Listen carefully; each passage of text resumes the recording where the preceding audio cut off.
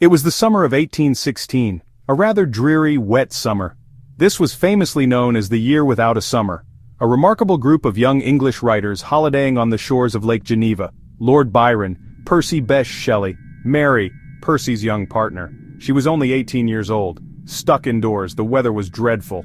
Rain lashed the windows of the Villa Diodati, so they did what bored creative people do, tell ghost stories. Lord Byron proposed a challenge. Each person should write a terrifying tale, a competition. Who could write the most frightening story? The men felt confident. Mary struggled at first, wanting something truly special. She listened as the men discussed philosophy and science, galvanism, the possibility of reanimating a corpse. Those conversations planted a seed in her imagination. Then the inspiration struck, a waking nightmare. She saw a pale, obsessive student of science kneeling beside what he'd made. The creature, a hideous collection of human parts, began to stir. It was alive. The creator ran away in terror. That image became the core of her story. It probed the boundaries of science and morality. The vision was all Mary needed. She began to write. A short holiday story grew into something much larger. Published in 1818, Frankenstein, or The Modern Prometheus. At its heart, Frankenstein is a story of ambition gone horribly wrong. It is a classic of Gothic horror, but it's also one of the very first science fiction novels. The story is set across Europe, from Geneva to the icy wastes of the Arctic. Our protagonist is Victor Frankenstein, a brilliant and obsessive young scientist. Consumed by a desire to conquer death, he discovers the secret to creating life. He spends months in a frenzy of manic energy, stitching together body parts gathered from graveyards and slaughterhouses. He dreams of creating a beautiful new being, but when he finally animates his creation, he is repulsed by its grotesque appearance. It is a catastrophe. Victor abandons his creation in disgust and fear. This act of rejection is the story's true starting point. The creature, left alone and bewildered, wanders into the world. It is intelligent, sensitive, and desperately craves companionship and love. But everywhere it goes, it is met with hatred and violence simply because of its horrifying looks. It's important to clarify a common mistake. The monster has no name. It is simply the creature or the fiend. Frankenstein is the name of the creator, the scientist. The creature's namelessness is crucial. It highlights its status as an outcast, an unacknowledged child without an identity. The question of who is the true antagonist is fascinating. Many would argue that Victor is the real villain of the piece. The narrative structure of Frankenstein is like a set of Russian dolls, one story nestled inside another. It begins and ends with letters from an Arctic explorer, Robert Walton, who rescues a near-frozen Victor Frankenstein from the ice. Victor then tells Walton his tragic life story, a cautionary tale about the dangers of unchecked ambition. And within Victor's story, we hear the creature's own eloquent and heartbreaking account of its life. This allows us to sympathize deeply with the creature. We learn of its initial innocence and its painful education in human cruelty. It didn't ask to be created, and its only crime initially was its ugliness. The central conflict is a devastating cycle of revenge.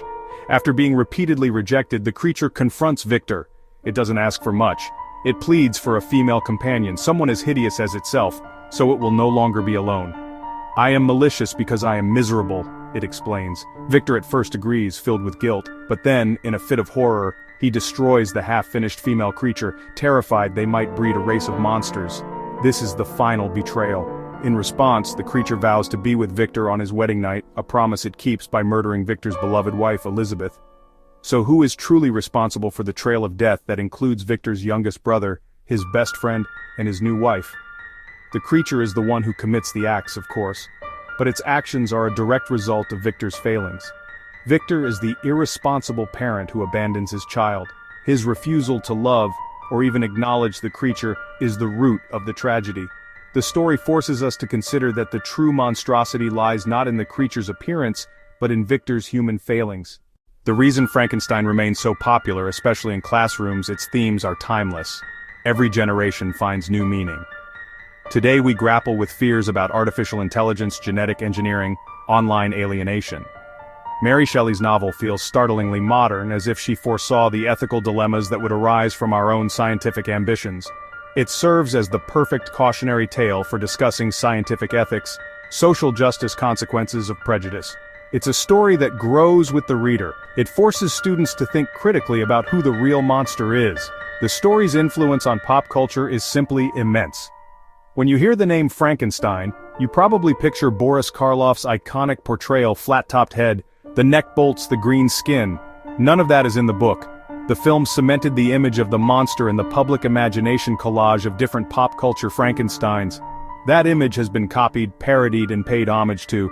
The legacy extends far beyond direct adaptations. The trope of the mad scientist whose creation runs amok. Jurassic Park Ex Machina.